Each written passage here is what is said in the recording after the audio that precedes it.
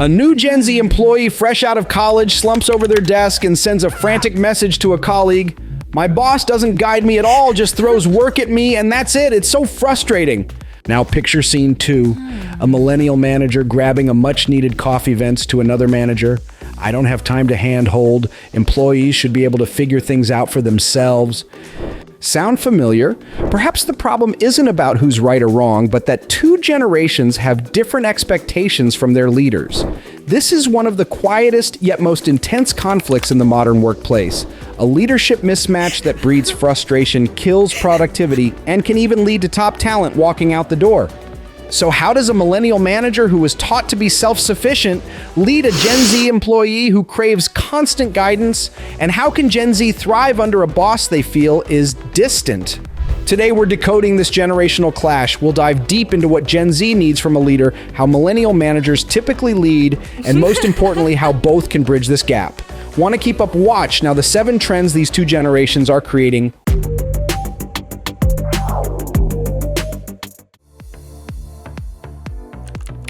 1. What Gen Z expects from leaders. First, let's get one thing straight about Gen Z. This generation isn't just looking for a boss, they're looking for a coach. This distinction is the absolute core of the issue. A boss assigns tasks and evaluates outcomes. A coach, on the other hand, develops people.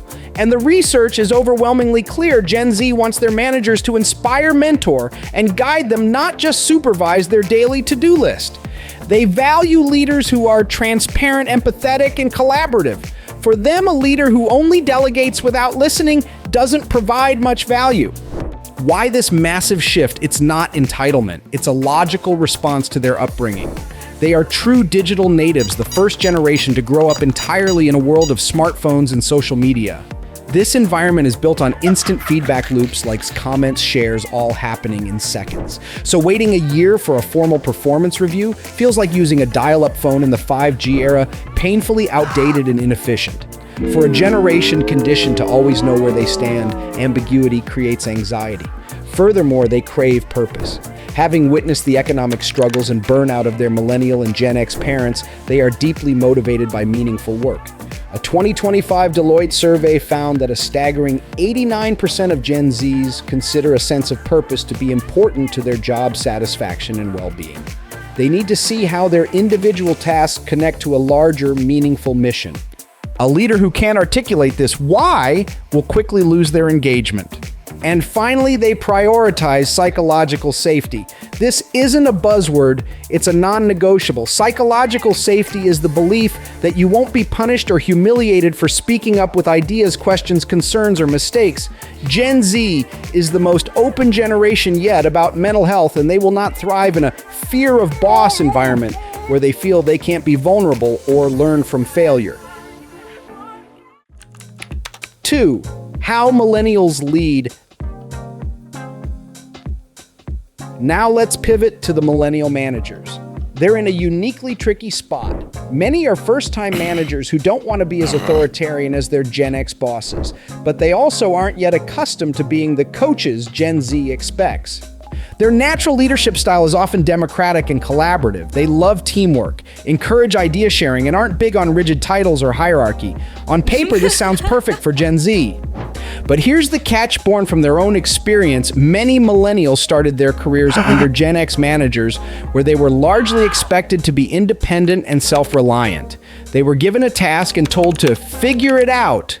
As a result, many millennial managers now believe that granting autonomy is the ultimate sign of respect and trust. They're thinking, I trust you to do this on your own. But a Gen Z employee often hears, you're on your own.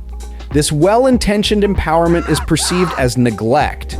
Add to this the immense pressure of KPIs or key performance indicators. As they step into management, millennials are judged on their ability to deliver measurable results. This focus can cause them to prioritize immediate task completion over the more time-consuming and less easily quantifiable work of coaching and development. Consequently, they might offer less praise than Gen Z desires and only give feedback when there's a problem to fix. It's not because they don't care. It's because the system is rewarding them for hitting targets, not for developing people. This creates the millennial manager paradox. They advocate for the very changes Gen Z wants, but are often constrained by the legacy systems they must enforce. 3. The feedback gap.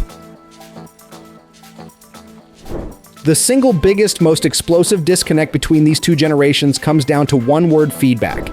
Gen Z craves it. They want it continuously in detail and right away. They grew up in an instant feedback culture and they expect the same at work. The stats back this up. One study found that 60% of Gen Z want multiple check-ins from their manager during the week. Of those, 40% want that interaction to be daily or even several times a day. In contrast, many millennial managers still follow older cycles, end-of-period reviews, general feedback, because that's how they were managed. And here's the kicker, the number that should keep every leader up at night. A 2023 survey revealed that 73% of Gen Z employees are likely to quit if they don't receive frequent feedback and communication from their manager. That's right, nearly 3/4. For Gen Z, a lack of feedback isn't a neutral state. It's a source of profound anxiety. They interpret silence not as approval, but as a sign that they are performing poorly and no one is telling them. The solution is something called a continuous feedback loop. This isn't just more meetings, it's a different philosophy. A continuous feedback loop is a dynamic, ongoing process where feedback is consistently collected, shared, and acted upon by managers and employees. It shifts the focus from backward-looking evaluation to forward-looking development. From the manager's perspective, however, this can feel overwhelming. The sheer volume of feedback demanded can seem needy when viewed through the lens of their own more independent career path. It's a significant time investment in an already packed schedule, and many managers simply haven't been trained on how to give effective, constructive feedback without causing offense. 4. Short case study. Let's look at a fictionalized story based on this reality. We'll call the startup Innovate next, run by a 34-year-old millennial CEO named Alex. Alex built his company on a simple philosophy: hire smart, ambitious people, and then get out of their way. He believed autonomy drives innovation. At first it worked, the company launched successfully, but after about 3 months, productivity stalled and deadlines started slipping. An anonymous engagement survey revealed the shocking truth: his Gen Z team felt completely adrift. They interpreted Alex's hands-off style not as the trust he intended, but as neglect.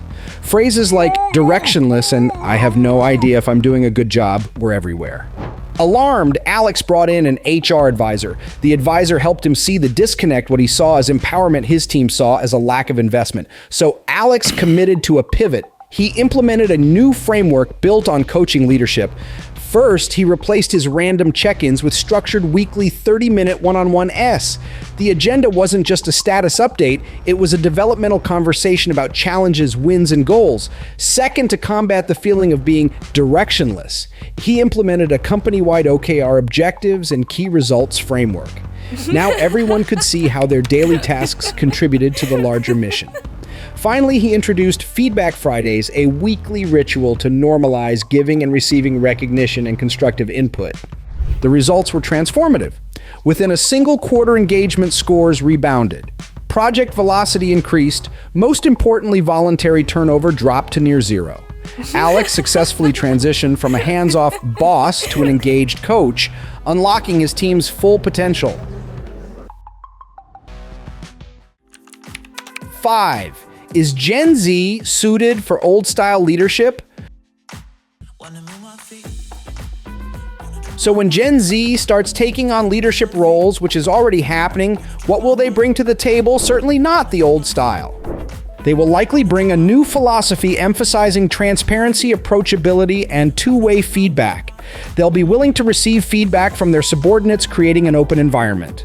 But here's a surprising fact that signals a potential leadership pipeline crisis. Very few Gen Z are keen on traditional leadership roles. A Deloitte survey found that only about 6% of Gen Z aim for top management positions. Another study found that nearly 42% would rather not become middle managers, with 70% dismissing such jobs as high stress, low reward. Why? It's not laziness. It's a calculated response. They've witnessed the burnout layoffs and ethical compromises that came with their parents' loyalty to companies. They see traditional middle management not as a stepping stone, but as a bureaucratic trap filled with endless meetings and navigating personnel issues. Crucially, Gen Z isn't rejecting leadership, they're rejecting its rigid hierarchical structure. Their ambition has been redirected. Instead of a title, they want influence and impact. They are drawn to flatter project-based structures where they can lead initiatives that align with their values, mentor peers, and contribute ideas without having to be the boss. This points to a future where leadership is a more fluid, distributed practice.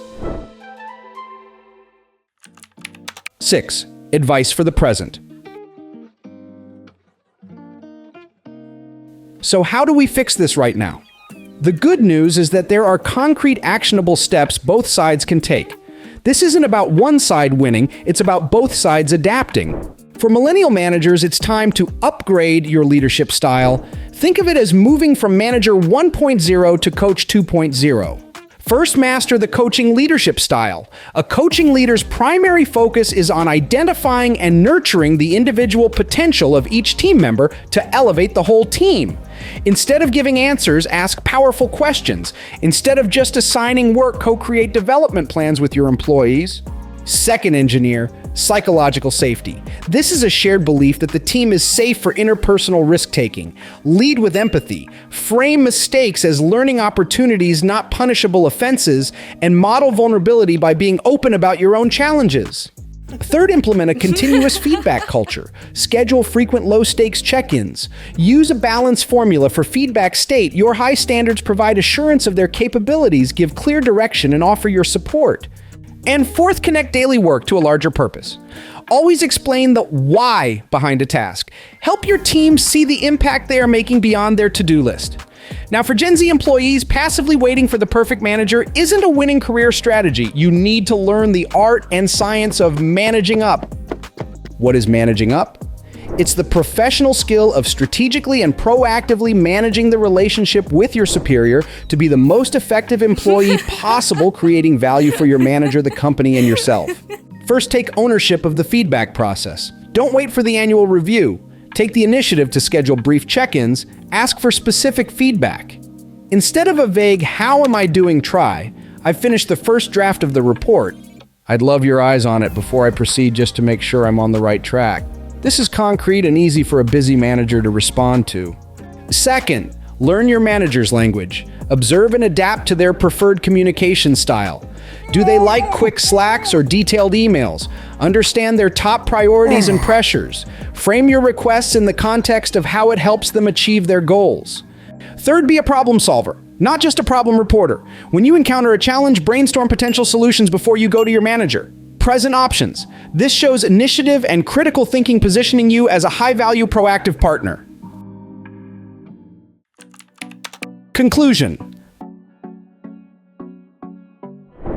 The perceived conflict between millennial managers and Gen Z employees is one of the defining workplace dynamics of our time. But to frame this as a simple generational clash is to miss the point. This friction is an evolutionary pressure point accelerating a long overdue transformation in workplace culture. The attributes Gen Z demands: transparency, continuous feedback, purpose-driven work, and empathetic coaching-style leadership are not radical. They are the logical extension of the very changes that millennials themselves began to advocate for a decade ago. Gen Z has simply entered the workforce with less patience for the slow pace of change. Successfully navigating this requires a committed, two-pronged approach. Millennial managers are called to consciously transition from director to coach, and Gen Z employees must evolve from being passive recipients to becoming proactive partners by learning to manage up. When this mutual adaptation occurs, the outcome is far more significant than just a harmonious office. It creates a fundamentally more effective, innovative, and human-centric organization. A culture of continuous feedback fuels agility. Psychological safety unlocks creativity. A connection to purpose drives engagement. By rising to meet the expectations of its youngest members, the modern workplace isn't just appeasing a new generation, it is building a more resilient, productive, and meaningful environment for everyone.